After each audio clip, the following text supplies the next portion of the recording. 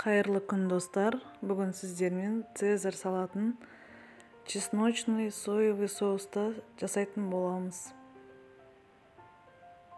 Бізге қажетті заттар: мен пекин капустасын алдым, айсберг алсаңыздар да болады, тауық еті пісірілген, жұмыртқа, помидор, соевый соус, чеснок, дәміне қарай тұз, майонез керек болады. Сырды теркадан өткізіп дайындап қойдым.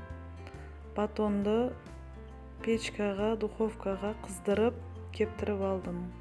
Енді піскен тауық етін ірі қылып осылай турап аламыз. Оның үстіне помидорды да ірі-ірі қылып тураймыз.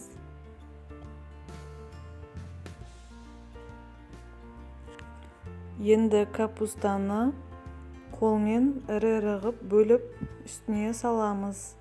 Жұмыртқаны осылай ірі қылып бөліп дайындап қойдым.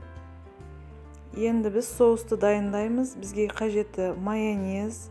Майонездің үстіне 1,5 ас қасықтай соевый соус қосып, чеснок, тұз салып, жақсылап араластырамыз.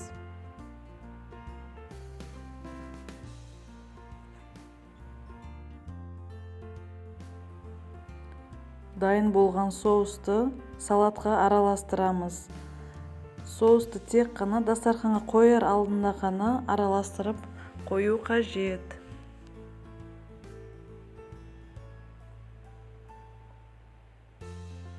Жақсылап араластырамыз.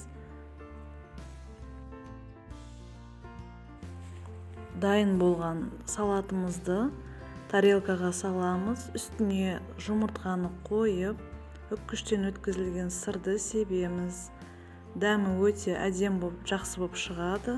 Міндетті түрде жасап көріңіздер. Менің арнама тіркеліп, лайк басып, комментарий жазуды ұмытпаңыздар. Ас болсын.